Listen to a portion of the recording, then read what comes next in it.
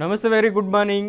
BRK the first ఎడిషన్లో ముందుగా పేపర్లో వచ్చినటువంటి ప్రధాన అంశాలను చూసే ముందు లైవ్లో మనతో పాటు senior journalist analyst Bandaru Rammohan Rao garu join అవుతారు. రామ్మోహన్ రావు గారు, గుడ్ మార్నింగ్. Good morning.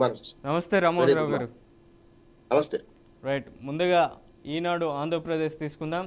నిన్న శ్రీవారిని రాష్ట్రపతి ద్రౌపది ముర్ము దర్శించుకున్నారు. ఇక వాహనం దిగి తిరుమలలో భక్తులతో కూడా మాటామంతి. రాష్ట్రపతి ద్రౌపది ముర్ముకు వేదాశీర్వచనం చేస్తున్న అర్చకులు. చిత్రంలో తెతేదే అదనపు ఈవో వెంకయ్య చౌదరి, అలాగే మంత్రి రామనారాయణ రెడ్డి, ఇక టీటీడీ ఈవో అనిల్ కుమార్ సింఘాల్, చైర్మన్ బీఆర్ నాయుడు, పాలక మండలి సభ్యులు భానుప్రకాష్ రెడ్డి తదితరులు రాష్ట్రపతి ద్రౌపది ముర్ముకు తిరుమలలో స్వాగతం పలికారు. ఇక తిరుమల పర్యటన ముగించుకొని ఇవాళ హైదరాబాద్కి చేరుకున్నారు. నిన్నటి రోజునే హైదరాబాద్కి రాష్ట్రపతి ద్రౌపది ముర్ము శంషాబాద్ ఎయిర్పోర్ట్కి చేరుకున్నారు. అక్కడ స్వాగతం పలికినటువంటి సీఎం రేవంత్ రెడ్డి, ఇతర నాయకులు ఉన్నారు. తిరుమల పర్యటనకి సంబంధించి మనం మాట్లాడుకుందాం. ఏం చెప్తారు ఈ వార్త గురించి? మంచిదే కదా, తిరుమల తిరుపతి వెంకటేశ్వర స్వామిని దర్శించుకున్నారు. ఇవాళ పుట్టపర్తి వెళ్తున్నారు. ఇవాళ రాత్రికి కానీ రేపు పుట్టపర్తిలో సత్యసాయిబాబా శత జయంతి వేడుక 23. రేపు పూర్తి స్థాయిలో వారి 100 సంవత్సరాల్లో ప్రవేశించే రోజు. అది 9 సంవత్సరాలు పూర్తి చేసుకున్నారు. కానీ 14 సంవత్సరాల క్రితం చనిపోయారు, ఆయన మరణించారు. సత్యసాయిబాబా భక్తులు ఎంతో మంది ఉన్నారు. అదే రకంగా ఉపరాష్ట్రపతి, రాష్ట్రపతి రేపు ఇద్దరు వెళ్తారు. నిన్న హైదరాబాద్కి వచ్చిన సందర్భంగా మన ముఖ్యమంత్రి రేవంత్ రెడ్డి గారు, అట్లాగే మన మిగతా అందరు కూడా కేంద్ర మంత్రులు, రాష్ట్ర మంత్రులు అందరూ కూడా స్వాగతించారు. గవర్నర్ కూడా, రాష్ట్ర గవర్నర్ కూడా స్వాగతించారు. నిన్న రాత్రి ఇక్కడే బస చేశారు. ఇవాళ పుట్టపర్తికి వెళ్లే పరిస్థితి ఉన్నాయి.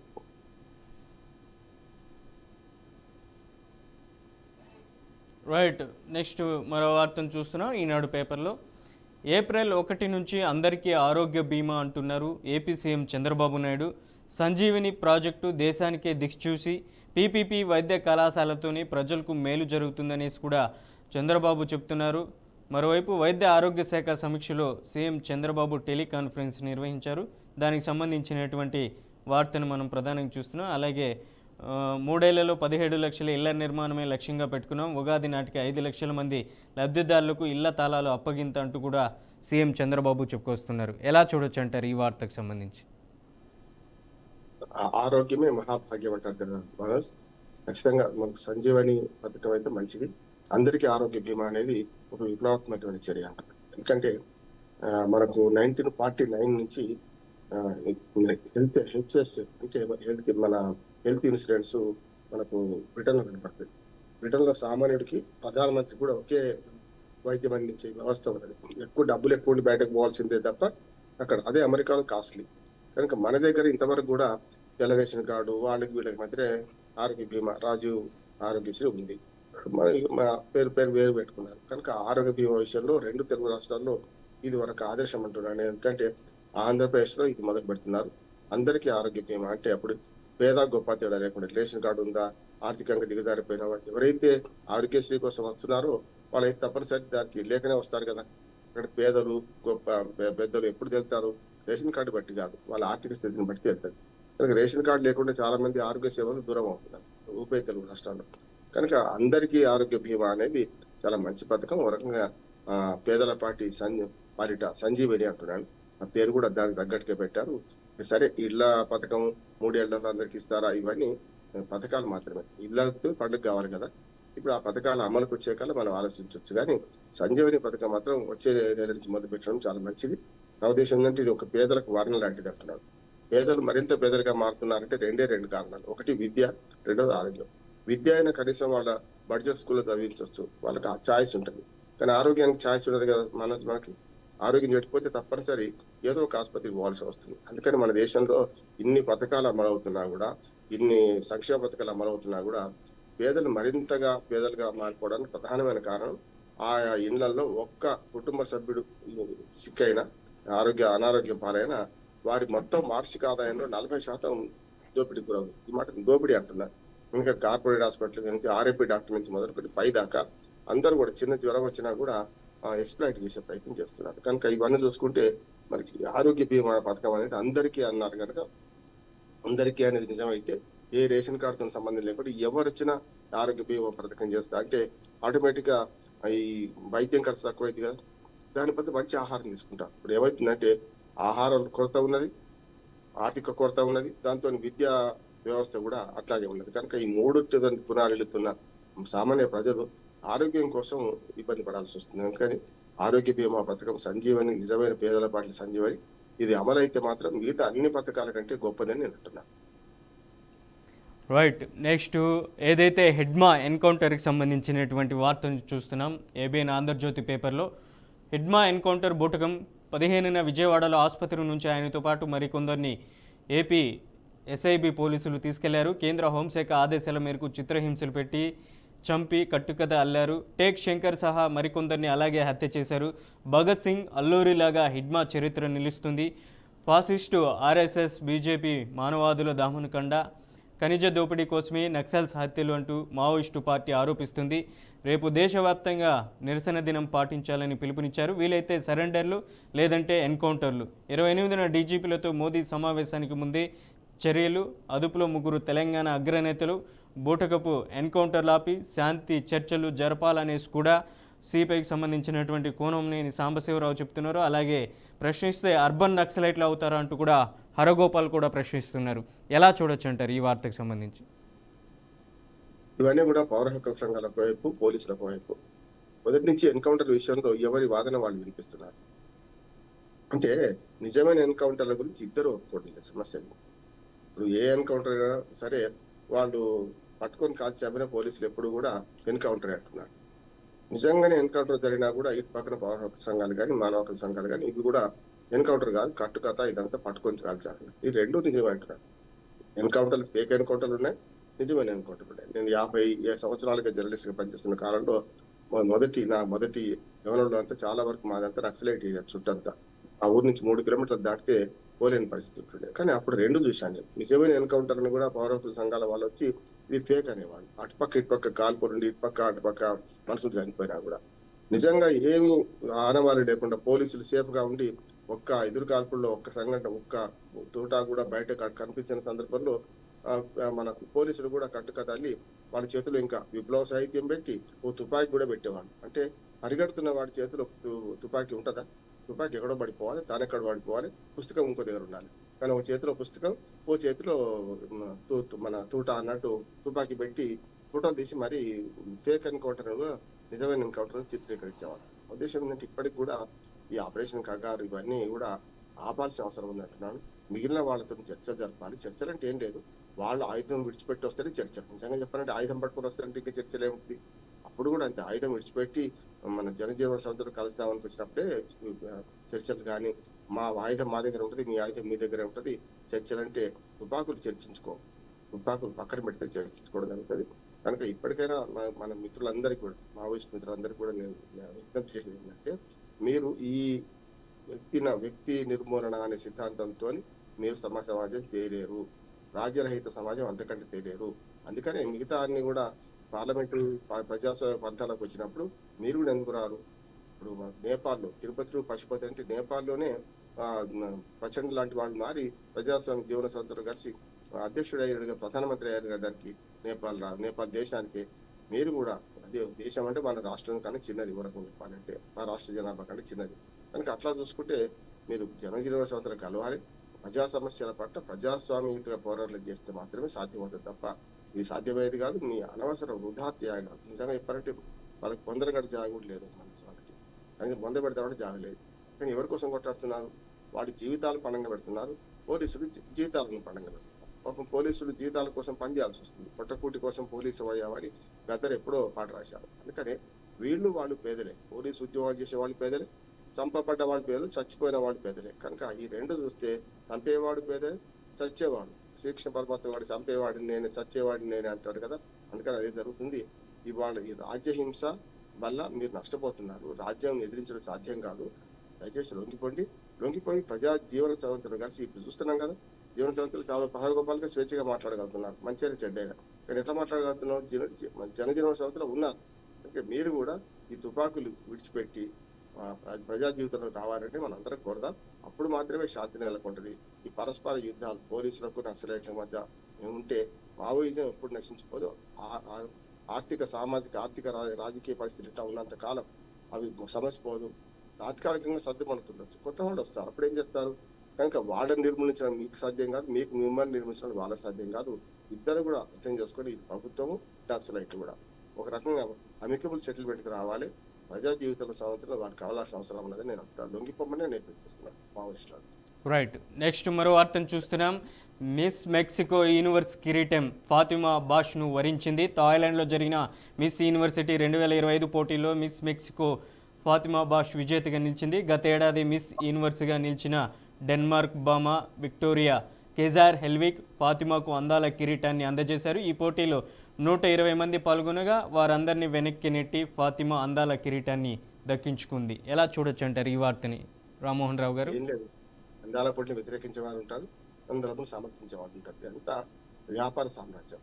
అంటే కంజ్యూమరిజం పెరిగిన తర్వాత వ్యాపార సామ్రాజ్యంలో ఇటువంటి జరుగుతూనే ఉంటే ఇది చూస్తూ ఊరుకోవాల్సింది. మనం చేసేది అంటే వ్యతిరేకిస్తే కూడా ఇప్పుడు సాధ్యమే పని కాదు. ప్రపంచవ్యాప్తంగా నడుస్తున్న చరిత్ర నడుస్తున్న దాన్ని మనం వ్యతిరేకిస్తే లాభం లేదు. కానీ మొత్తం మీద ఈ అందాల పోటీలో వ్యాపార దృక్పథంతో వాళ్ళ ప్రొడక్ట్స్ అమ్ముకోవడానికి వీళ్ళను వాడుకునే ప్రయత్నం చేస్తారు.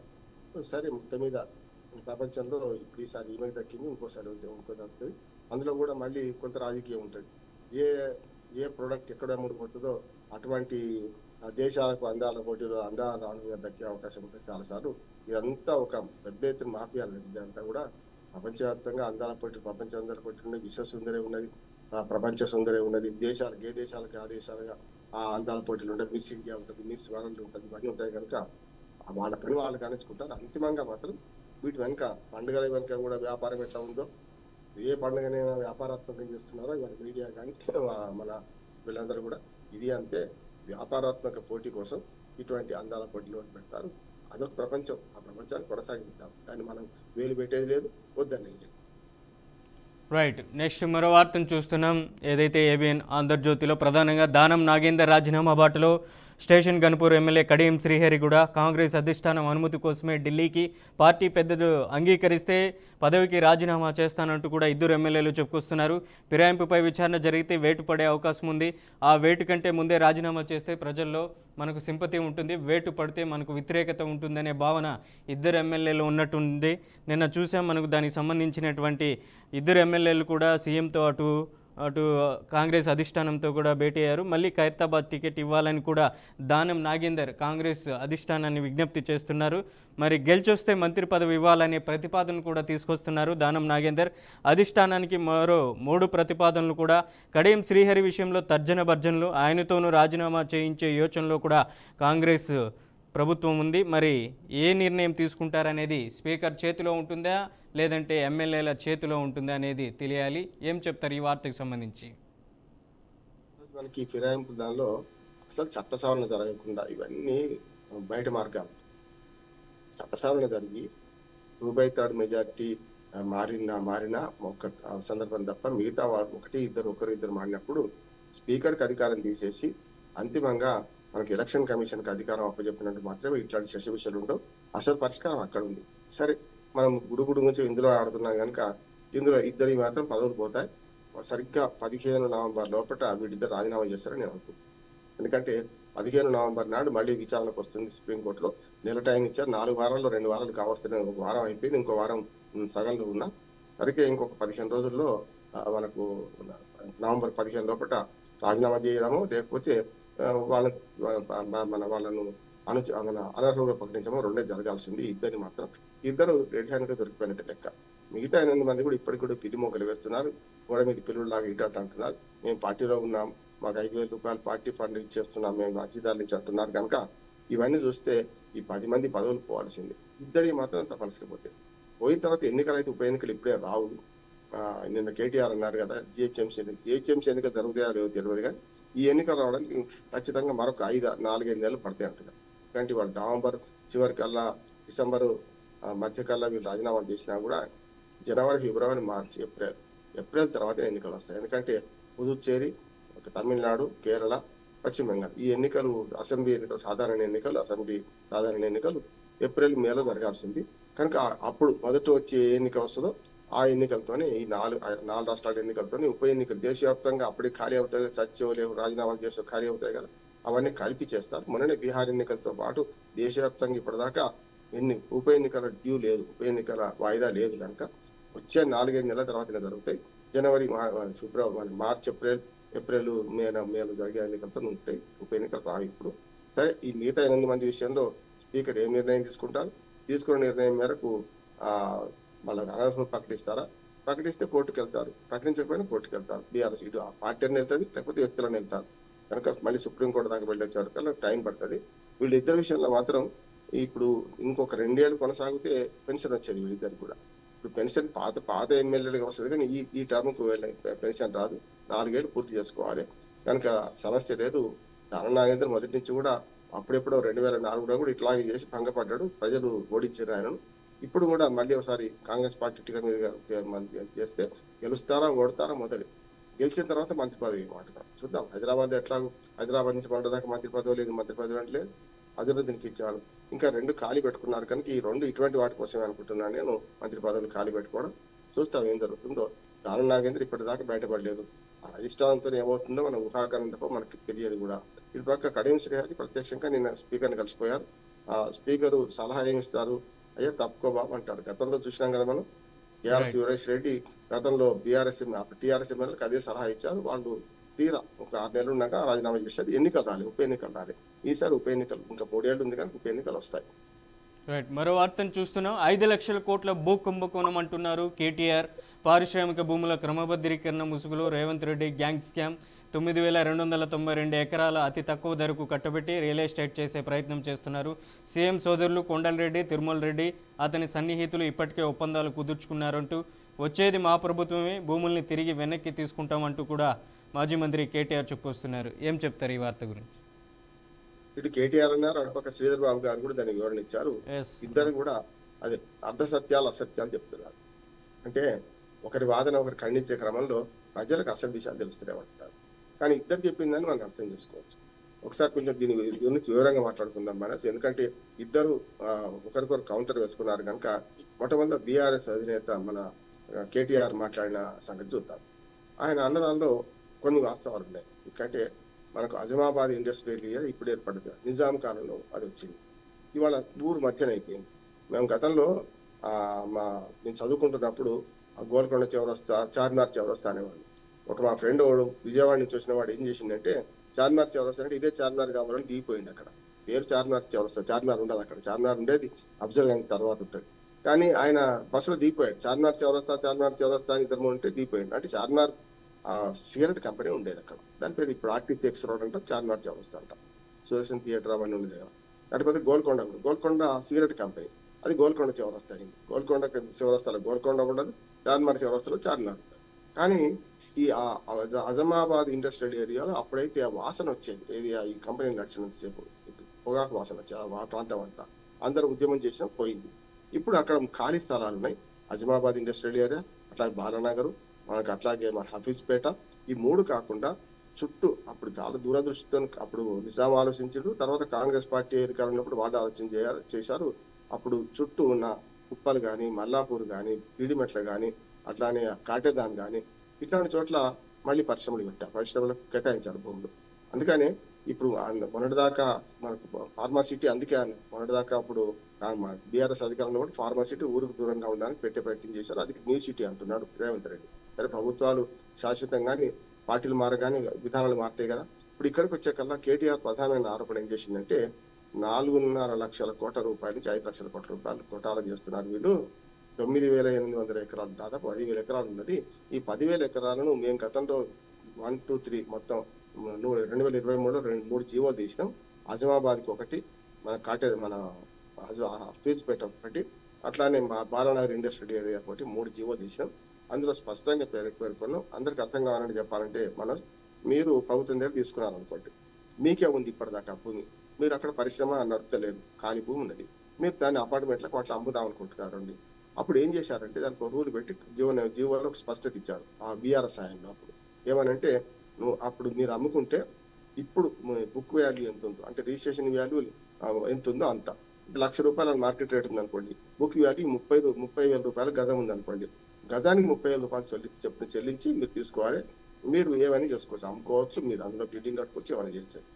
అట్లా చేసి అయితే ఒకవేళ మీ నుంచి నాకు ట్రాన్స్ఫర్ చేసాను అనుకోండి, నేనున్నా ఇప్పుడు, కానీ నేను ప్రభుత్వం దగ్గర తీసుకునేవాడిని కాదు కదా. అప్పుడు ప్రభుత్వం దగ్గర తీసుకుంది ఎందుకంటే చాలా వరకు పరిశ్రమలు వస్తే ఉపాధి దొరుకుతుంది, ఉపాధి దొరుకుతుంది. రూపాయికి అర్ధ రూపాయికి అసలు రూపాయి లేకుండా కూడా పేదలు ఏడ్చుకుంటూ కన్నీళ్లతో ఆ భూమిని విడిచిపెడితే ఆ భూమిని పెద్దలకు కట్టబెట్టారు. సరే పరిశ్రమలు వచ్చినాయి, కొంత నడిచింది, అది వేరు. కానీ ఇప్పుడు ఒకవేళ మీ నుంచి నాకు ట్రాన్స్ఫర్ అయింది అనుకోండి, నేను 30,000 బదులు 60,000 కట్టాలి దానికి, అంటే డబుల్ 100% ఎక్స్ట్రా. అట్లా ఏర్పాటు చేసి జీవో తీశాం. దానివల్ల ప్రభుత్వానికి కొన్ని వేల కోట్ల రూపాయలు వచ్చేటప్పుడు, కానీ ఇప్పుడు ఈ ప్రభుత్వం ఏం చేస్తుందంటే ఆ 30,000లో 30% ఈసారి కడితే సరిపోద్ది అంటున్నారు, 10% కడితే 3,000, 10% కడితే సరిపోద్ది అంటున్నారు. ఇప్పుడు 3,000 కట్టించుకొని వీళ్ళు రెగ్యులర్ చేస్తున్నారు. కానీ 3,000 బదులు 30,000 వాళ్ళ దగ్గర తీసుకుంటారు. లీగల్ ఫీజు ఇంత, ఇల్లీగల్ గా వాళ్ళు వసూలు చేయడానికి చేస్తున్నారు. 4.5 లక్షల కుంభకోణం అని చెప్పి ఆయన ఒక మొత్తం హిస్టరీ చెప్పుకొచ్చారు. అయితే ఇందులో వెంటనే ఈయన కౌంటర్ వేసింది మన దుద్దిల శ్రీధరబాబు గారు, ఇప్పుడే ఐటీ పరిశ్రమల మంత్రి. ఆయన ఏమన్నాడంటే అంత బోగస్ అని చెప్పేది, అసలు భూమి అంత అందుబాటులో లేదు. 9,500 ఎకరాలు తీసుకుంది నిజమే, ఈ 5 ప్రాంతాలు కలిపి 9,500 ఎకరాలు సగం రోడ్లు పోతాయి కదా. ప్లాట్లు చేసేది ఇంత అంటే సగం మాత్రమే ప్లాటింగ్ అయింది. ఎందుకు సగం అవుతుంది అంటే మామూలు రెసిడెన్షియల్ ఏరియా కాదు కదా. 100 ఫీట్లు, 120 ఫీట్లు, 60కి తక్కువ కాకుండా రోడ్లు తీస్తారు, 60 ఫీట్లకు తక్కువ కాకుండా. అటువంటిప్పుడు రోడ్లు ఇతర కమ్యూనిటీ అవసరాలకు ఎక్కువ పోతుంది, సగం మాత్రమే భూమి మిగులుతుంది. కానీ సగం భూమి ఏముందనుకో అది వాస్తవం, శ్రీధరబాబు చెప్పింది. కొన్ని సగాన్ని లెక్కేసుకున్న వాళ్ళ లెక్క అయితే కనీసం 2 లక్షల కోట్ల అవుతాయి కదా అనే మాట ఉండాలి కదా ఇప్పటి రేట్ల ప్రకారం. అంటే ఇప్పటి రేట్ల ప్రకారం మార్కెట్ రేటుగా బుక్ వాల్యూ ప్రకారం, బుక్ వాల్యూ పెంచిన అనుకోండి కేటీఆర్ గారు అన్న డబ్బు కూడా వస్తాయి. కనుక ఆయన అబద్ధం చెప్తున్నాడు. 4,500 ఎకరాలు అందుబాటులో ఉన్నది, దాన్ని కూడా మేము వాళ్ళ భూమి కదా, వాళ్ళకి మళ్ళీ ఎట్లా అమ్ముతాం, మనం గతంలో ఇచ్చినాం కదా, దారాదత్తం చేసినాం కదా అని అమాయకంగా మాట్లాడుతున్నాను. నేను ఏమంటున్నానంటే ఇందులో పెద్ద ఎత్తున భూ కుంభకోణం జరగబోతున్నది. కనుక ఇప్పటి జీవోలను మొత్తం రద్దు చేసి, కేటీఆర్ అన్నట్టు ఇప్పటి జీవోలు మొత్తం రద్దు చేయాలి. రద్దు చేసి ఆ భూములను వాస్తవ ధర ఇప్పుడు చూసి దాన్ని బుక్ వాల్యూ మార్చి దాన్ని వాళ్ళకు పూర్తిగా దారాదత్తం చేయాలి. ఒకటి. రెండోది నాలా కన్వర్షన్ కింద గ్రామాల్లో వ్యవసాయ భూములు మనకు వ్యవసాయేతర అభివృద్ధి కోసం కడుతున్నాం కదా, అంత డబ్బన్నా కట్టద్దా ఇక్కడ. కనుక అప్పళంగా భూములు కట్టబెట్టడానికి తన అన్నదమ్ములకు లేకుంటే తన కుటుంబ సభ్యులకు కట్టబెట్టడానికి ప్రయత్నం చేస్తున్నారు కేటీఆర్ ఆరోపిస్తున్నారు. అది రాజకీయ ఆరోపణ. కానీ నేనేమంటున్నానంటే ఉభయ కోశాలపై వారికి సూచన చేస్తున్నాను. ఇందులో 50% భూమి వాళ్ళకి ఫ్రీగా చేసేసి, 1000 గజాలు నాకున్నది అనుకోండి, అక్కడ 1000 గజాలు 500 గజాలు ఫ్రీగా చేసేయాలి, 500 గజాలు ప్రభుత్వం స్వాధీనం చేసుకోవాలి. అప్పుడు ఏమవుతుంది, బ్రీతింగ్ ప్లేస్, లంగ్ స్పేస్ లేకుండా అయింది హైదరాబాద్. పార్కులకు స్థలాలు లేవు, ఆఖరికి బొందలగడ్డకు కూడా స్థలాలు లేవు. చూస్తున్నాం కదా మన జూబ్లీ హిల్స్ ఎన్నికల్లో 2 ఎకరాలు బొందలగడ్డకు ముస్లింలకు కావాలంటే దొరకలే కదా. అందుకని నేనేమంటున్నాను, 9,500 ఎకరాలు అలా సగమే 4,500 ఎకరాలు అందుబాటులో ఉంది. అందులో సగం అంటే 2,250 ఎకరాలు అయితే ప్రభుత్వానికి వస్తుంది కదా, వాళ్ళకి ఫ్రీగా చేస్తే. ఆ ప్రభుత్వానికి వచ్చిన భూముల్లో పార్కులు చేయొచ్చు, లేకుంటే ఏమంటానంటే డబుల్ బెడ్రూమ్ ఇల్లు కట్టియొచ్చు, దాంతో పాటు మంచి మన ఆసుపత్రులు కట్టవచ్చు. ఆసుపత్రి కూడా భూమి దొరకలేదు కదా, విద్యాలయాలు కట్టవచ్చు. ఇట్లా అవసరమైన ప్రభుత్వం ప్రజోపకరమైన పనుల కోసం కేటాయిస్తే మంచిది. లేదు మొత్తం వాళ్ళకి అమ్మేసినా ఇంకో రకంగా ఆ డబ్బులతో ఏం చేయాలంటే ఔటర్ రింగ్ రోడ్ అవతల పరిశ్రమల కోసం మళ్ళీ కొత్తగా తీసుకోవాలి. ఇప్పుడు పరిశ్రమలు ఇక్కడి మొత్తం తరలించాలనుకో అప్పుడు ఏం చేయాలి, మరి బయట భూమి చూపెట్టాలి కదా మీరు. కనుక పరిశ్రమల వారి నుంచే డబ్బులు వసూలు చేసి ఊరు అవతల, అంటే ముఖ్యంగా ఔటర్ రింగ్ రోడ్ అవతల కనుక ప్రణాళిక రచించుకుంటే 4 దిక్కుల, ఒక దిక్కు కాకుండా ఒక దిక్కు కాన్సెప్ట్ కాకుండా 4 వైపుల ఔటర్ రింగ్ రోడ్ అవతల 4 వైపులా కనుక భూములు తీసుకుంటే ఇప్పుడు తక్కువ దొరుకుతాయి. మళ్ళీ ఇటువంటి పరిస్థితి ఇంకొక 100 ఏళ్లకు వస్తుంది. కనుక 100 ఏళ్ల దాకా మనకు పారిశ్రామిక కాలుష్యం ఉండకుండా ఉంటది. అటువంటి పని చేయాలి. కానీ పరస్పరం ఆరోపణలు చేసుకొని ఇద్దరు కూడా అప్పుడు వాళ్ళు ఇప్పుడు వీళ్ళు ఈ పరిశ్రమల వారి నుంచి డబ్బులు దండుకోవడానికి ఇటువంటి ప్రణాళిక ఆలోచన చేస్తారు. వాళ్ళు కూడా ఇటువంటి జీవోలు తీయించుకొని వాళ్ళకి వెసులుబాటు కల్పించుకొని డబ్బులు లంచం ఇచ్చి ప్రభుత్వాలను కాపాడుకుంటారు, రాజకీయ నాయకులు పంపిస్తారు. అంతకన్నా ఏం లేదు. దీన్ని ఇటువంటి పరిస్థితి చూడాలి. ఉభయ కోశాలపై నేను చెప్పిన పరిష్కారం అయితే బాగుంటది. దాని తర్వాత నిన్న ఆయన ప్రెస్ మీట్ లో కూడా ఆ మాట కూడా చివరికి చెప్పినట్టున్నారు కేటీఆర్, అది మంచిది అంటున్నారు. భూమి తీసుకోవడం, సగం తీసుకోవడమా, మొత్తం తీసుకోవడమా, డబ్బులు కట్టించుకోవడం, ఇది కరెక్ట్. రైట్. నెక్స్ట్ మరో వార్తను చూస్తున్నాం. ఏపీ సీఎం ఏదైతే ఏపీ మాజీ సీఎం వైఎస్ జగన్కి సంబంధించి కృష్ణా జలాలపై రాష్ట్ర హక్కుల పరిరక్షణలో ఇంత నిర్లక్ష్యమా, చంద్రబాబు సర్కార్ నిర్వాహకులను ఎండగడుతూ వైఎస్ఆర్సీపీ అధ్యక్షుడు వైఎస్ జగన్ లేఖ రాశారు. KWTT 2లో రాష్ట్ర ప్రభుత్వం తరపున దాఖలు చేసిన అఫిడవిటే మీ నిర్లక్ష్యానికి నిదర్శనం. బచావా ట్రిబ్యునల్ అవార్డును పునఃసమీక్షించడం అంతరాష్ట్ర నదీ జల వివాదాల చట్టం ప్రకారం చట్ట విరుద్ధం అనేసి కూడా వైఎస్ జగన్ చెప్తున్నారు. ఏదైతే కృష్ణా జలాల్లో 763 TMCలు ఇవ్వాలని తెలంగాణ సర్కార్ భావిస్తుంది, వాదిస్తుంది, దానికి సంబంధించినటువంటి వాదోపవాదనలు జరుగుతున్నాయి. అక్కడైనా కూడా మీరు గెలవండి అంటూ కూడా మీ వాదనలు వినిపించండి బలంగా అంటూ కూడా ఏపీ మాజీ సీఎం జగన్ చెప్తున్నారు. ఏం చెప్తారు ఈ వార్త గురించి?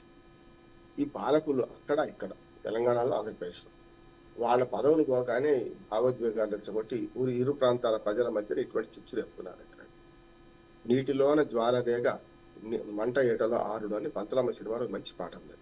వీళ్ళు నీటిలోన పెట్రోల్ పోసి మంట పెడుతున్నారు అంటున్నారు. ఆయన ఉన్నప్పుడు, జగన్మోహన్ రెడ్డి గారు ఉన్నప్పుడు కేసీఆర్తో కలిసి బేసిన్లు బేషజాదేవ్ అనిపించినా లేదా?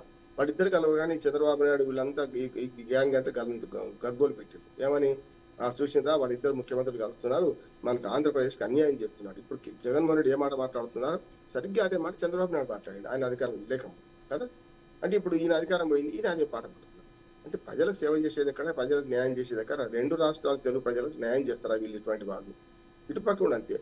రేవంత్ రెడ్డి ప్రభుత్వం ఏమంటుంది చూసినా, గతంలో జగన్మోహన్ రెడ్డి కేసీఆర్ కలిసి బిర్యానీ తిన్నారు, బీరు తాగిందా అన్నట్టు ఇవన్నీ తప్పుడు ఆరోపణలు చేసుకుంటూ, అక్కడ చేపల పులుసు తిన్నారా, ఇక్కడ ఇంకేది తిన్నారా అని కూడా చేసుకుంటూ వీళ్ళిద్దరి మధ్యన సఖ్యత ఉన్న పరిస్థితి నుంచి అప్పుడు వీళ్ళు విమర్శలు చేశారు. కాంగ్రెస్ పార్టీ విమర్శ చేసింది. ఇప్పుడు కాంగ్రెస్ పార్టీ ఏమంటుంది?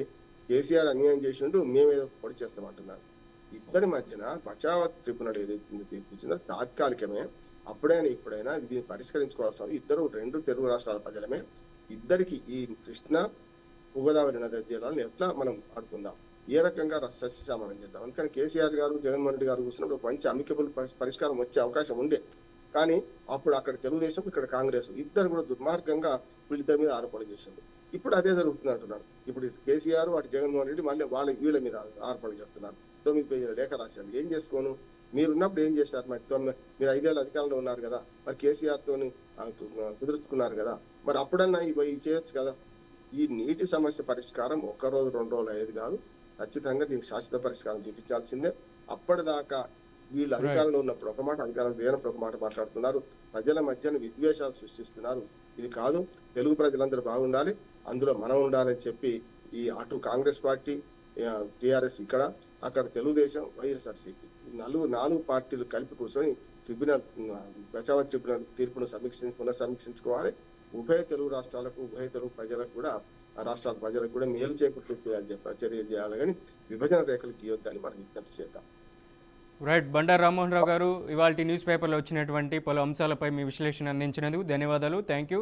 రైట్, ఇది ఇవాళ ది ఫస్ట్ సెషన్. రేపటి ఫస్ట్ సెషన్లో మళ్ళీ కలుద్దాం. చూస్తూనే ఉండండి BRK న్యూస్.